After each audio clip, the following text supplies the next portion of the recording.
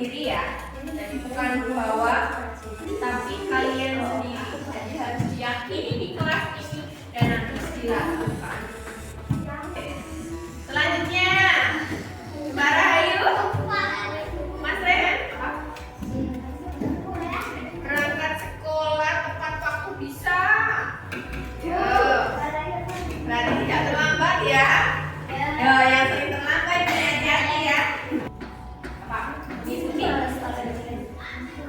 Iya, itu jelasnya ke bawah. Betul, tidak boleh bolos ya. Maju, tulis di sini.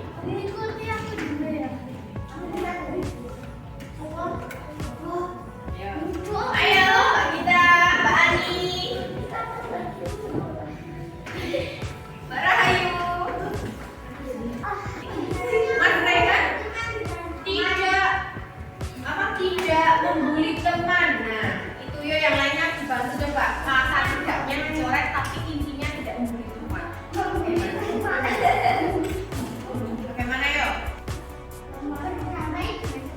Berdamai dengan teman boleh ya, itu sama saja. Damai kan tidak saling membuli dan tidak saling mengejek ya. Silakan ditulis, Mas Rehan. Ya, selanjutnya apa lagi?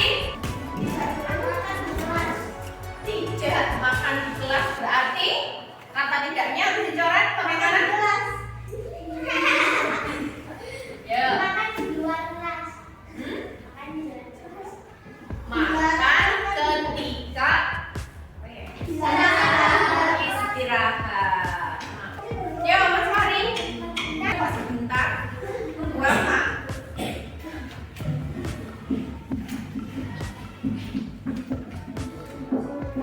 Selanjutnya apa? Apa Mbak Rahayu?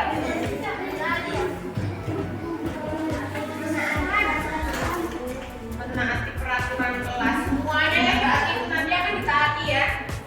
Ya, itu nanti berarti poin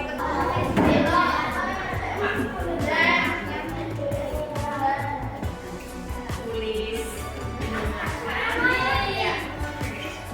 Apanya?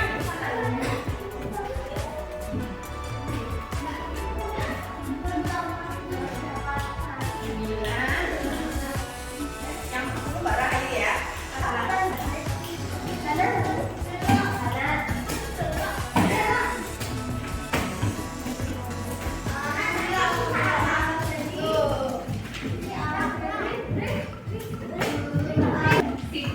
Tepuk tangan dulu. Ya, yang pertama ya, keyakinan kelas yang sudah kalian buat. Ini adalah yang pertama, apa dibaca coba? Yang kedua, ketiga, keempat, lima,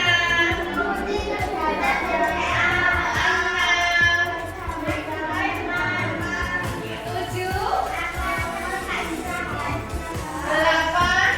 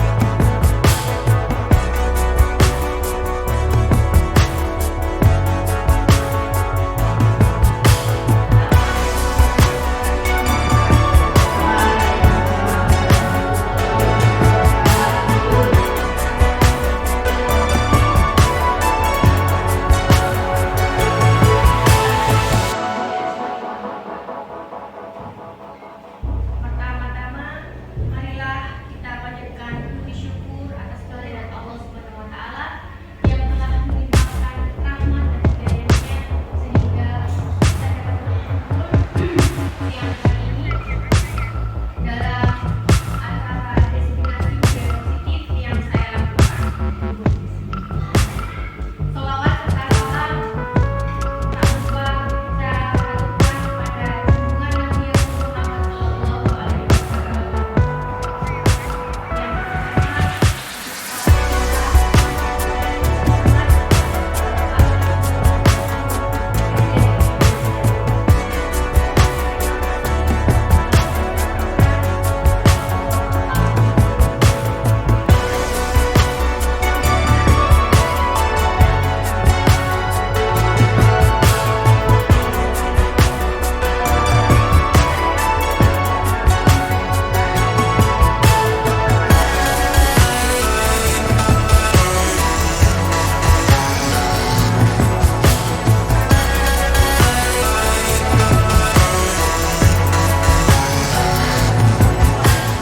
yang kemudian disiplin positif, motivasi perilaku manusia, kebutuhan dasar manusia, posisi kontrol restitusi,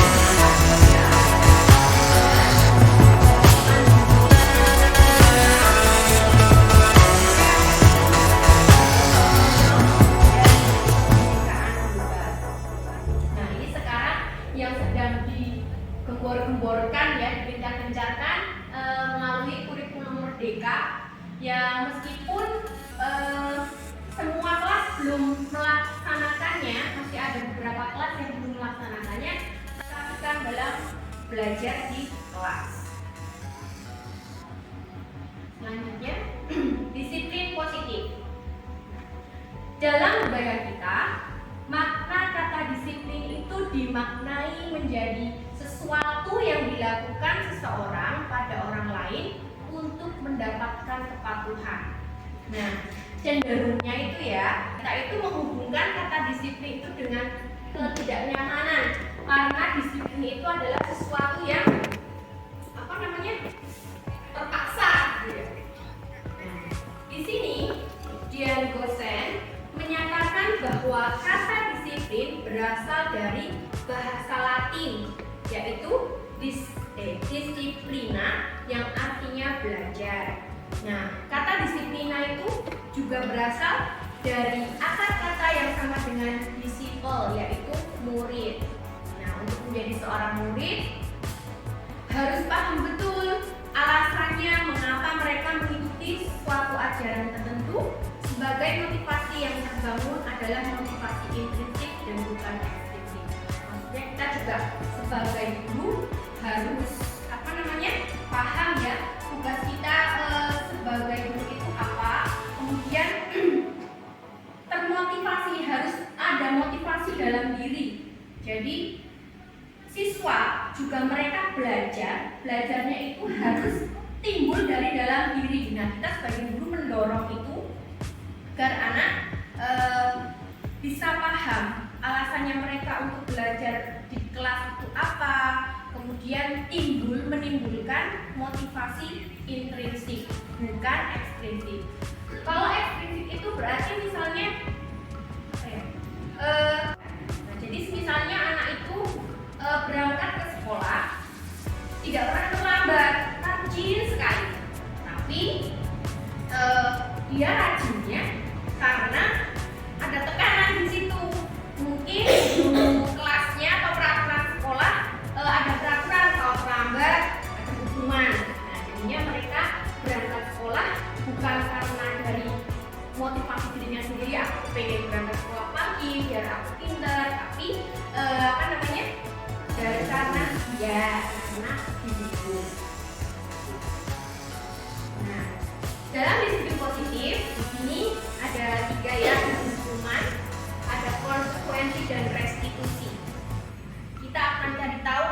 perbedaan antara hukuman, konsekuensi, dan restitusi itu. Kalau di dalam hukuman, sistem tidak akan berjalan jika muridnya tidak takut. Nah, jadi kalau hukuman itu kan pasti menakutkan ya, dan itu satu pihak dilakukan oleh guru. Kamu ini terlambat, saya terus dengan nada keras, terus membuat anak ciut nyalinya. Kalau anak itu dimarahin tapi tidak takut, ya berarti gagal. Pasti anak itu akan terus melakukan lambat. Di dalam konsekuensi memerlukan monitoring dan supervisi yang terus menerus. Berarti diingatkan terus kalau konsekuensi. Nah, kalau restitusi, murid akan belajar bertanggung jawab atas perilakunya sendiri. Sadar dari motivasi dirinya sendiri. Yang kedua, dalam hukuman itu akan mendorong anak menyalahkan diri sendiri. Jadi kalau dihukum, dimarah-marahin, ya aku bersalah, tapi dengan didorong. Oh, aku bersalah tapi dengan didorong. Terus, jika dalam konsekuensi akan mendorong kepatuhan. Ya, anak akan patuh karena biasanya kan kalau di konsekuensi ini ada peraturan kelas yang sudah disepakati dan disepakati antara guru dengan murid. Nah, jadinya misalnya kalau kamu terlambat atau kamu tidak mengerjakan PR, konsekuensinya apa nih? Konsekuensinya misalnya kemarin ya membersihkan toilet. Nah, gitu. Nah, mereka akan patuh, tapi karena itu ada kesepakatan antara guru dan murid. Nah, dalam restitusi akan mendorong disiplin positif karena tadi sudah sadar dengan motivasi intrinsiknya. Yang ketiga, dalam hukuman anak belajar menyembunyikan kesalahan. Nah, kalau dihukum dimarah-marahin terus, maka kalau yang takut pasti kemudian tidak akan mengakui dan menyembunyikan kesalahannya. Sedangkan konsekuensi itu anak belajar taat pada peraturan. Dan yang ketiga, pada restitusi anak belajar memecahkan masalahnya sendiri. Kemudian kalau hukuman itu dibuat oleh guru. Biasanya itu kalau hukuman itu buat salah, terus kemudian guru langsung menghukum, marah gitu. Nah, kalau konsekuensi dibuat oleh guru dan murid dengan kesepakatan tadi. Kalau di restitusi semuanya itu dibuat oleh murid. Yang terakhir, dalam hukuman anak mencoba mengontrol anak dengan penguatan negatif. Ya, kalau hukuman itu biasanya cenderungnya kita ngomel ya, ngomel, marah-marah. Nah, itu akan penguatannya. Mungkin anak akan disiplin, iya kuat, dia akan disiplin, tapi penguatannya negatif. Sedangkan dalam konsekuensi kita mencoba mengontrol anak dengan penguatan positif karena sudah ada kesepakatan. Jadi kita ngomongnya halus, pasti. Bagaimana konsekuensi kemarin? Nah, gitu kan. Seperti itu. Sedangkan restitusi nanti ke depannya anak akan paham bahwa dirinya sendiri yang memegang kendali kontrolnya. Karena sudah membuat keyakinan tadi, terus kemudian dia menyadari sendiri. Nah, selanjutnya ini Bu, di sini ada tindakan guru. Nah, di sini kita isi ya. Yang pertama, coba mencatat 100 kali di dalam buku saya tidak akan terlambat. Salah ketik. Itu adalah hukuman atau konsekuensi? Kira-kira? Mencatat 100 kali. Oke, nanti kita lihat jawabannya di slide berikutnya. Itu nggak salah. Yang kedua, lari mengelilingi lapangan karena terlambat ke kelas. Yang ketiga, membersihkan coretan yang dibuat di meja.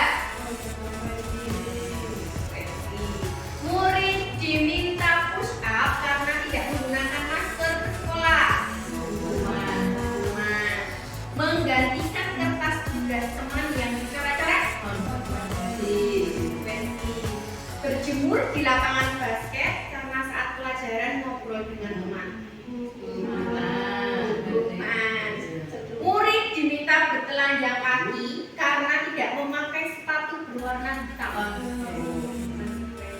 Kita lihat jawabannya ya. Tren.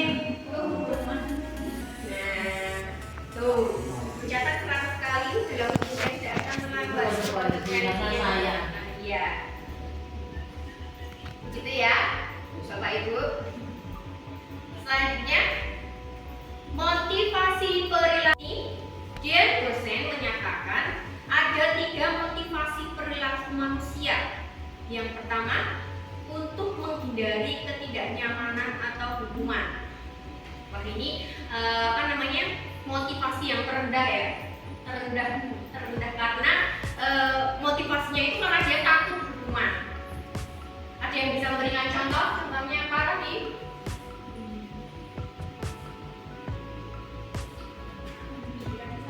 Iya, menyembunyikan kesalahan ya, bohong. Nah, yang kedua, mendapatkan imbalan atau penghargaan dari orang lain. Nah, ini hampir sama ya. Kalau tadi hukuman itu biasanya menyakitkan. Kalau ini menyenangkan, mendapatkan hukuman, mendapatkan iming-iming. Ketiga, menjadi orang yang mereka inginkan dan menghargai diri sendiri dengan nilai-nilai yang mereka percaya. Nah, ini adalah motivasi yang tertinggi karena datang dari diri sendiri. Selanjutnya lagi, di sini Alfikon, saat kita berulang kali menjanjikan hadiah kepada anak-anak agar berperilaku tanggung jawab atau kepada seorang murid agar mempelajari sesuatu yang baru, atau kepada kita ya karyawan agar melakukan pekerjaan yang berkualitas. Nah, kita itu sedang berasumsi bahwa mereka tidak dapat melakukannya atau mereka tidak akan memilih untuk melakukannya. Maksudnya ketika di dalam kelas kita ingin anak selalu rajin mengerjakan PR. Besok kalau semuanya mengerjakan PR nilainya 100 akan diberi hadiah. Nah, itu kita juga sebenarnya sedang berasumsi, wah karena murid itu nggak pernah ngerjain PR, kita diberi hadiah. Kalau nggak diberi hadiah nanti nggak ngerjain PR. Nah, seperti itu. Selanjutnya masih Alfikon mengemukakan bahwa baik penghargaan maupun hukuman adalah cara mengontrol perilaku seseorang yang menghancurkan potensi untuk pembelajaran yang sesungguhnya. Jadi kita itu memang ditekankan ya untuk tidak boleh menghukum dan tidak boleh memberikan hadiah-hadiah kepada murid-murid. Karena itu justru karena nanti niatnya sudah bukan karena mereka sadar mereka butuh belajar, tapi karena ingin mendapatkan hadiah-hadiah atau penghargaan. Nah, menurut Kon, secara ideal tindakan belajar itu sendiri adalah penghargaan yang sesungguhnya. Nah, kita boleh nih memberikan penghargaan, tapi penghargaan bersifat apa? Misalnya ya memuji, seperti itu kita boleh memberikan, tapi tidak boleh memberikan barang. Terus masih dalam teori Alfikon, penghargaan efektif jika kita menginginkan seseorang melakukan sesuatu yang kita inginkan dalam waktu jangka pendek. Jadi kita ini boleh melakukan penghargaan, tapi dalam waktu jangka pendek saja, bukan untuk jangka panjang. Misalnya kalau di kelas biasanya ini ya, kemarin suka memberikan bintang anak-anak, ayo bintangnya ditempel. Ya kalau misalnya selesai mengerjakan tugas, bintangnya ditempel. Anak-anak kelas 1 biasanya seneng ya seperti itu. Tapi itu ternyata dampaknya juga kurang baik karena mereka mengerjakan tugas bukan sekedar aku harus mengerjakan tugas, aku harus bisa, tapi karena aku ingin mendapatkan bintang. Kemudian selanjutnya, jika kita menggunakan penghargaan lagi dan lagi, maka orang tersebut akan bergantung pada penghargaan yang diberikan serta kehilangan motivasi dari dalam. Ya, karena kita terlalu sering memberikan hadiah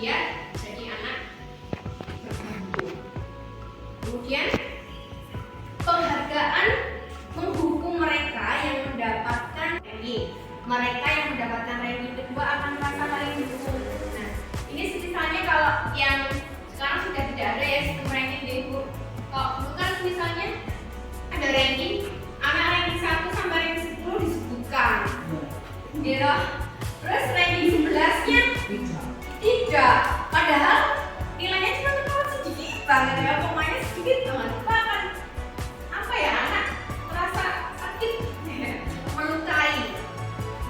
Kemudian memberikan penghargaan dan hukuman adalah hal yang sama karena keduanya mencoba mengendalikan perilaku seseorang. Ya, karena ketika kita menghukum pasti memang anak akan nurut. Dan kita memberikan hadiah pun anak juga akan nurut. Ingat nggih. Nah, ini materi yang baru yang kedua, kebutuhan dasar manusia. Dalam kebutuhan dasar manusia itu ada 5. Yang pertama, kebutuhan dasar bertahan hidup. Contohnya ya kita sandang, pangan, papan, itu kebutuhan hidup. Kemudian kasih sayang dan rasa diterima. Contohnya apa? Perhatikan dia, disayang-sayang. Terus yang ketiga, kebebasan. Kebebasan itu berarti ingin diberikan pilihan, tidak mau buka. Kesenangan, biasanya kalau kesenangan di dalam kelas itu anak-anak ingin bermain-main sendiri, tidak mendengarkan gurunya, ya kan? Itu mereka kebutuhan dasarnya kesenangan. Kemudian yang selanjutnya penguasaan. Kebutuhan dasar manusia penguasaan itu misalnya ingin diakui, ingin mendapatkan apa ya, pujian gitu ya, ingin diakui bahwa dia itu berkompeten. Selanjutnya, ini ada contoh kasus ya, kebutuhan dasar manusia. Nah, mari kita bacakan bersama ini. Bu Rena, guru kelas 2C di SD Pelita Jaya. Bu Rena bingung menghadapi ulah salah satu murid di kelasnya, yaitu Doni. Beberapa anak kelas datang padanya dan mengeluh bahwa Doni suka meminta bekal makanan mereka dengan paksa. Jika Anda menghadapi situasi seperti ini, apa yang akan Anda lakukan? Menurut Anda, kira-kira apa alasan Doni melakukan itu? Di sini kita harus memecahkan masalahnya Doni berdasarkan kebutuhan dasar manusia tadi yang 5. Contohnya kalau misalnya Doni jawabannya seperti ini, Bu, Doni kenapa kamu mengambil bekal makanan? Bu, saya mengambil bekal saya karena apa? Saya tidak dibawakan bekal sama ibu. Berarti kebutuhan dasarnya Doni apa? Kira-kira apa? Kebutuhan dasar bertahan hidup karena dia lapar, ingin makan. Nah, beda lagi kalau jawaban Doni, Bu, saya bosan dengan bekal yang dibawakan ibu. Nah, kalau bosan berarti kebutuhan dasarnya kira-kira apa? Yuk kita buka yang ini. Kebebasan, mau milih. Oh ibu, bawain bekalnya itu aja. Aku mau milih itu punya temanku, ayo kita ambil. Nah, terus selanjutnya, kalau jawabannya seperti ini, nggak apa-apa Bu, saya iseng. Nah, ini apa kira-kira? Kasih sayang, ya kurang kasih sayang, ingin perhatikan, ya toh? Terus mencari perhatian, si Doni mencari perhatian ketika memberi bekal temannya. Kemudian tuh temannya lapor pada guru. Terus gurunya menelpon orang tuanya.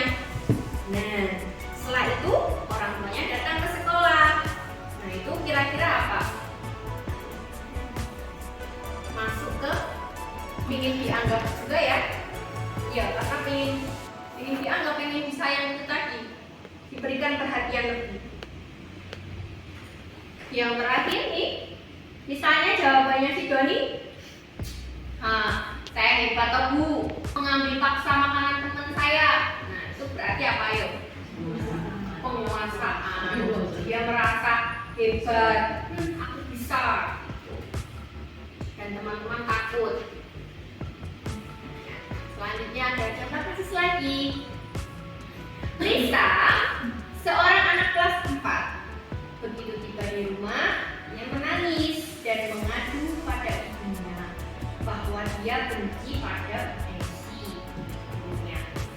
Menurut Anda, kebutuhan apa yang berusaha dipenuhi oleh Dinda jika jawabannya seperti ini? Nanti selanjutnya ya. Bila Anda berada dalam posisi Bu Desi, mendengar informasi dari ibunya Dinda tentang perasaan Dinda hari itu, apa yang akan Anda lakukan pada Dinda besok ketika Dinda masuk atas kebutuhan dasar Dinda terpenuhi? Misalnya nih, Dinda jawabnya, Bu Guru bilang aku tidak boleh bernyanyi di dalam kelas waktu mengerjakan tugas. Berisik. Itu kebutuhan dasarnya apa? Oke, kita lihat tanda-tandanya ya. Yang kedua, Ibu Guru tidak menyapa aku hari ini, padahal aku memakai jaket baru loh. Kasih sayang. Kenapa ya? Kasih sayang.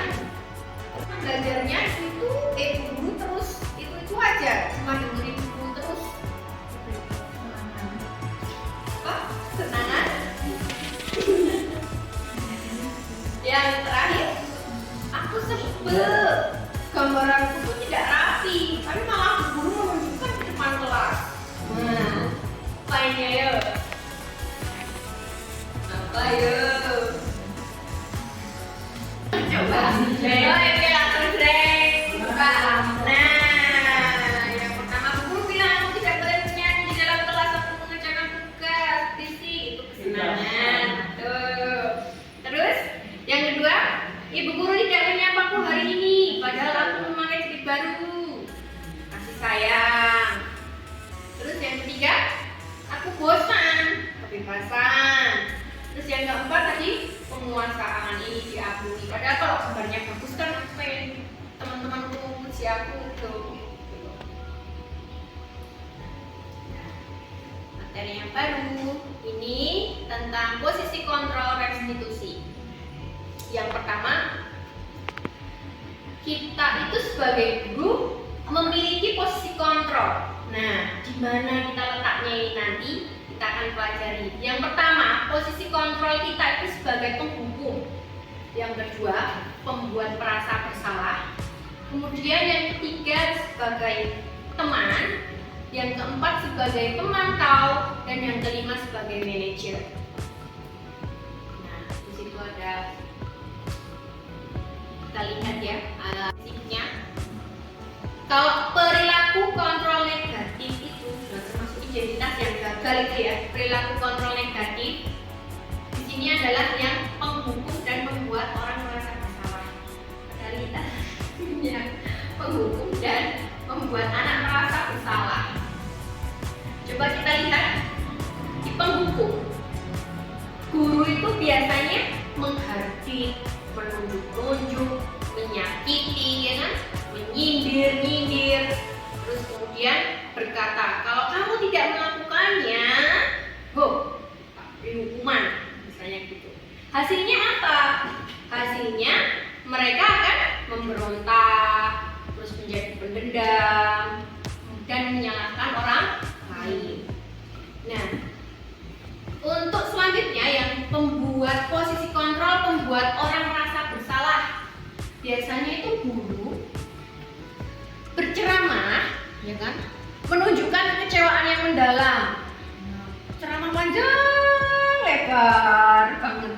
Terus kemudian biasanya guru ini berkata, kamu sudah mengecewakan guru.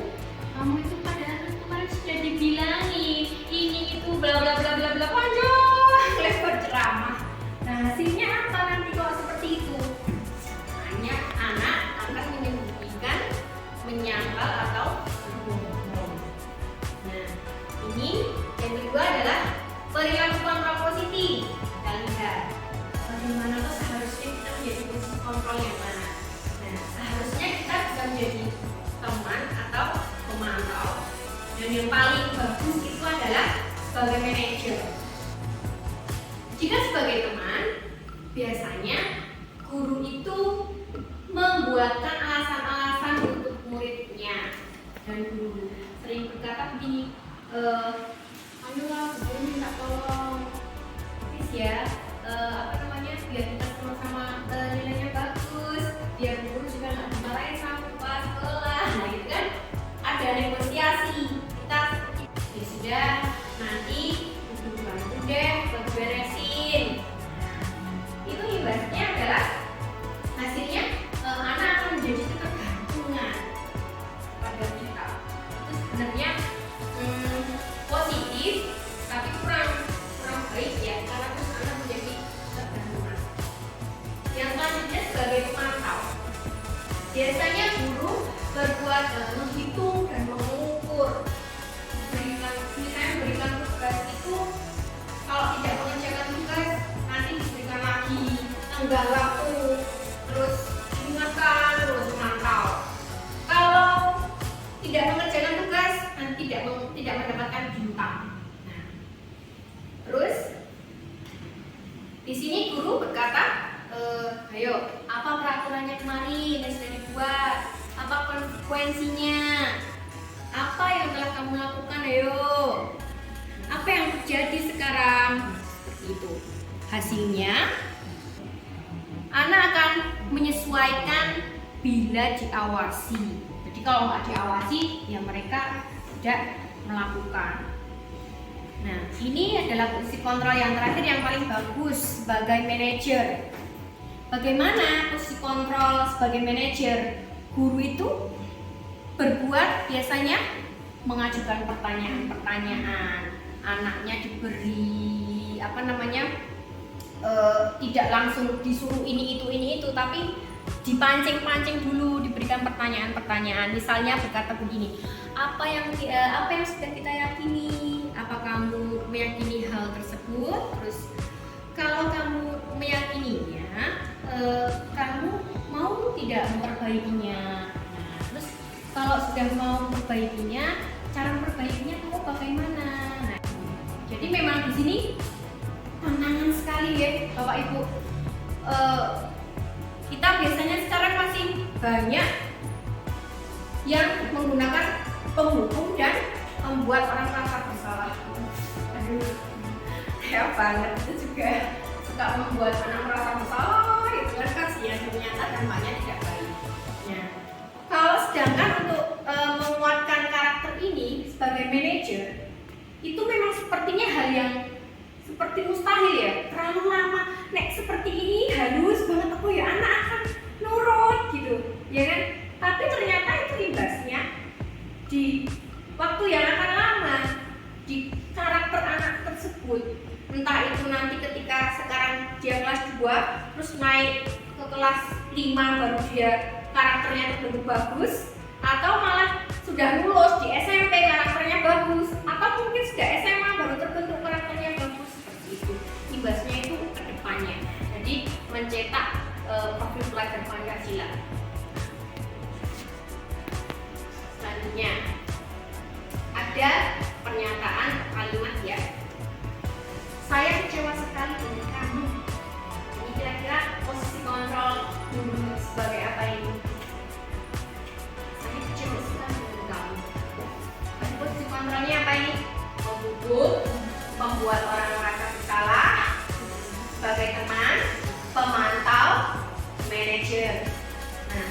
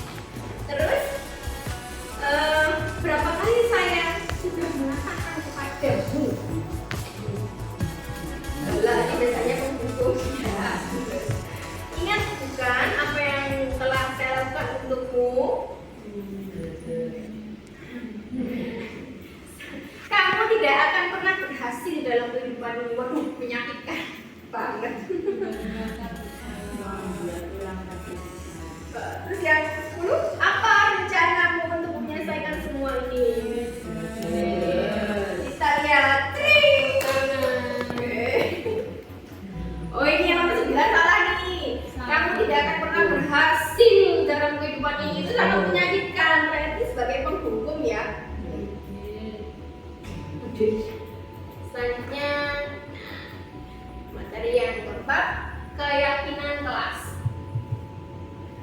Pembentukan keyakinan kelas. Yang pertama, keyakinan kelas berupa pernyataan-pernyataan yang universal.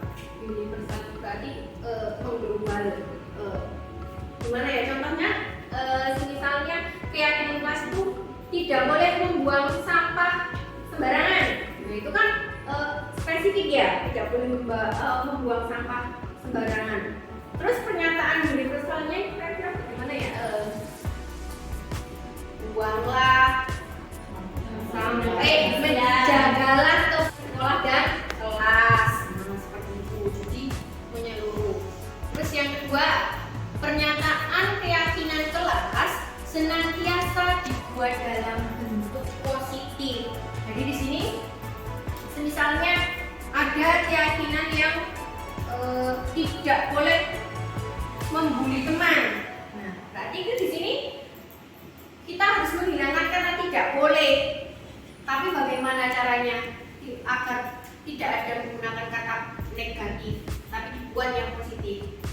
Misalnya sayangilah teman, ya saling menghargai sesama teman, seperti itu. Terus yang ketiga, keyakinan kelas hendaknya tidak terlalu banyak agar mudah dipahami oleh semua warga kelas. Jadi biar anak-anak mudah memahaminya, tidak usah terlalu panjang lebar. Terus yang keempat, keyakinan kelas baiknya sesuatu yang dapat diterapkan di lingkungan tersebut. Nah, biasanya keyakinan kelas yang dalam kelas dia.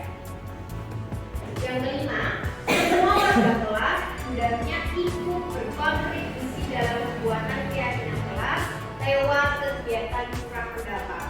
Kemarin saya sudah membuat keyakinan kelas dengan siswa. Itu mereka mencurahkan pendapat mereka. Saya suruh untuk menulis papan tulis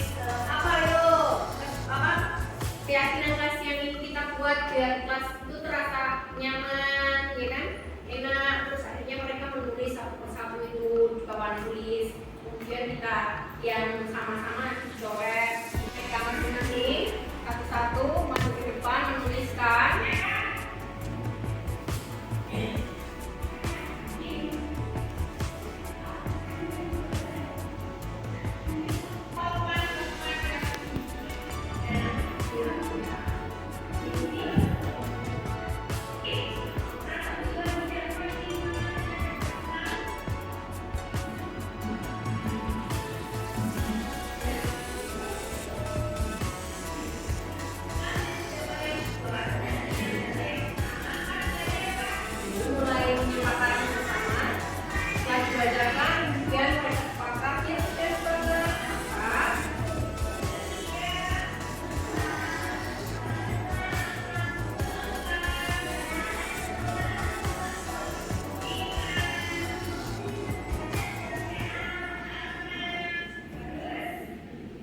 Selanjutnya ini mereka mulai bekerja sama membuat keyakinan kelasnya masing-masing.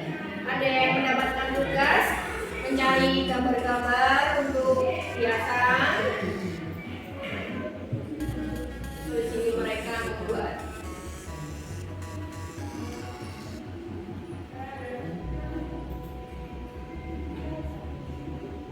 kerjasamanya bagus sekali nih.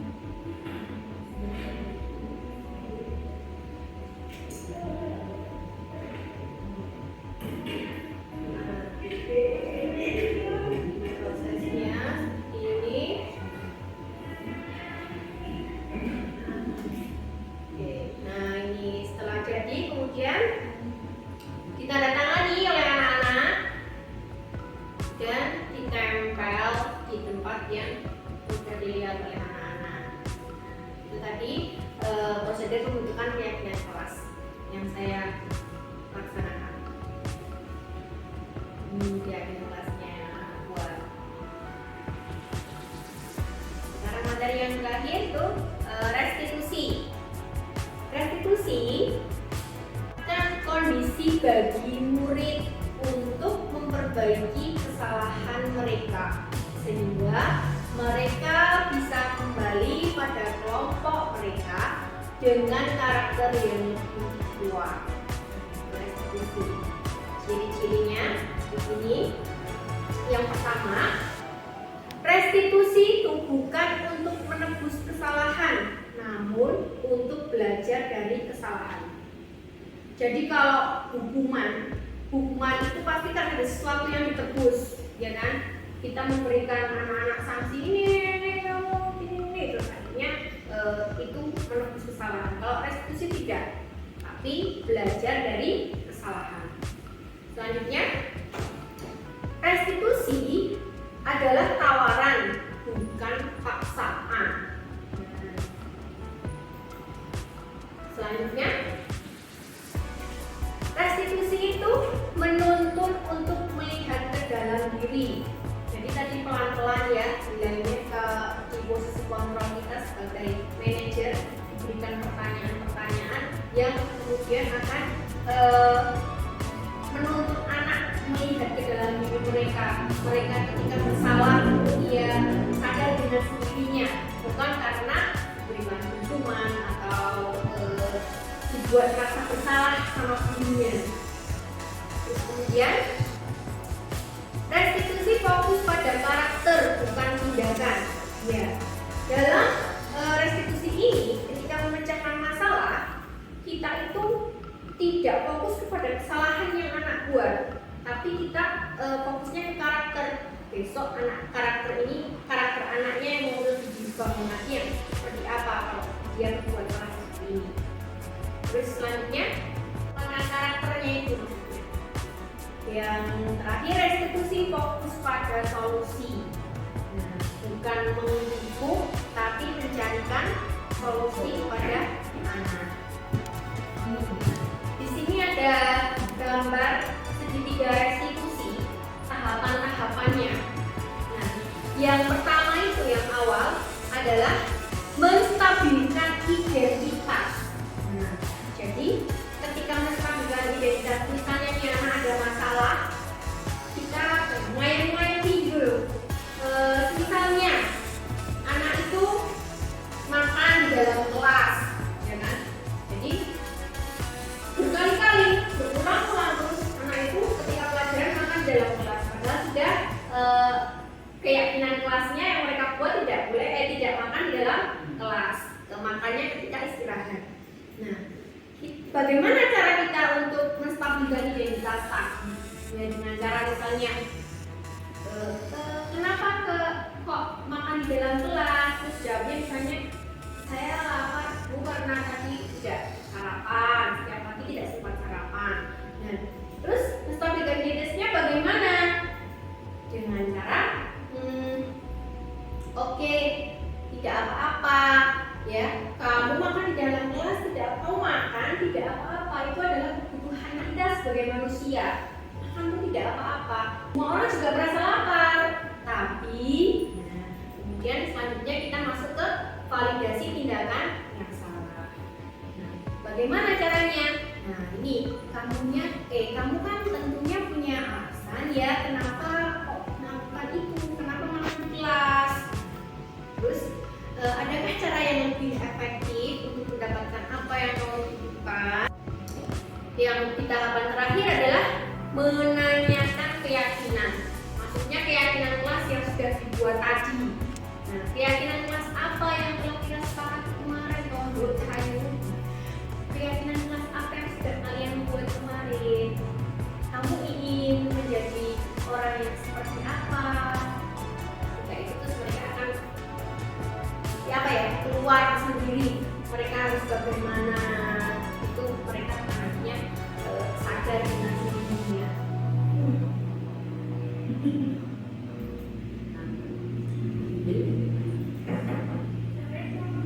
Jadi kemarin saya buat videonya sama Mbak Kina.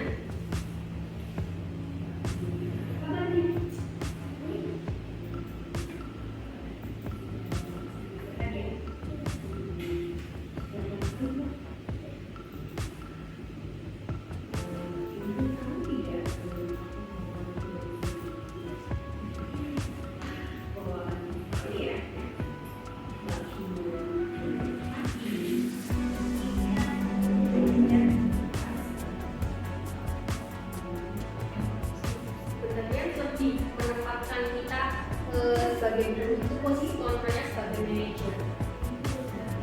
Jadi dipancing-pancing anaknya dengan pertanyaan-pertanyaan sehingga anak itu punya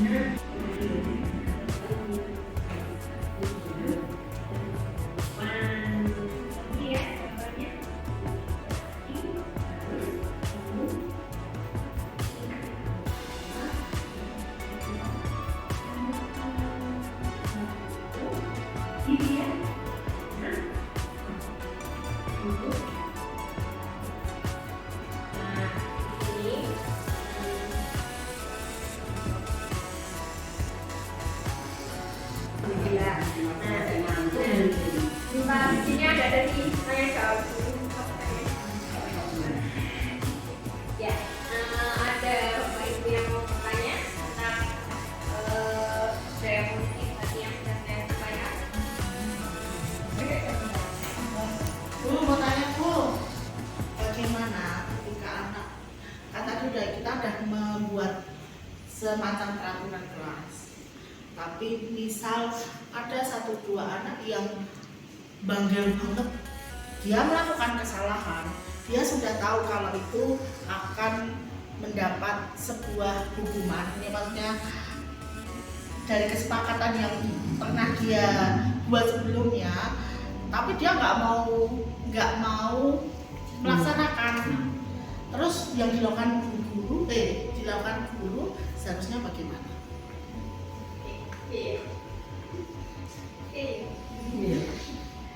Ya, jadi ketika sudah membuat kesepakatan keyakinan kelas tadi itu kan keyakinan kelas dibuat oleh anaknya sendiri. Nah, sebagai guru kan tadi kita harus memposisikan posisi kontrol kita kalau bisa sebagai manajer mengusahakan. Nah, pemecahan masalahnya kita panggil seperti tadi kan termasuknya itu masuk dalam kasus ya, kasus masalah karena anak sudah membuat keyakinan kelas tapi dia tidak mau melaksanakannya. Nah, kita tanya sesuai dengan pendidikan resiko tadi itu. Jadi menyadarkan anak dengan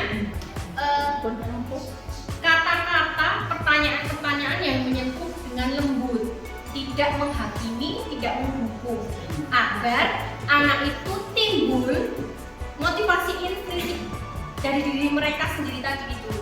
Nah, itu memang tadi kan saya sudah bilang waktunya akan lama, kan sepertinya mustahil kalau kita menggunakan yang terlalu lembut banget kepada anak. Tapi itu nanti hasilnya akan ya jangka panjang. Hasilnya akan jangka panjangnya nanti. Jadi jangan berharap ketika kita menggunakan posisi manajer, anak terus ujuk-ujuk anak terus tiba-tiba nurut. Nah, tapi ya sampai kita menunggu bagaimana dia itu sadar dengan sendirinya. Gitu. Jadi kita sebagai guru harus sabar. Begitu. Ada lagi yang mau bertanya? Sudah cukup?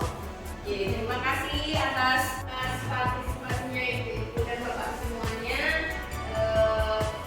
Sekali lagi saya terima kasih yang sebesar-besarnya dan mohon maaf apabila banyak kesalahan. Wabillahi taufiq wal hidayah. Assalamualaikum warahmatullahi wabarakatuh. Waalaikumsalam. Assalamualaikum warahmatullahi wabarakatuh. Saya Sri Harbini, Kepala SD Negeri Budurejo 1, Kecamatan Martayudan. Saya akan memberikan testimoni kepada Ibu Hawa Ainsa, calon guru penggerak dari SD Budurejo untuk yang angkatan ke-8.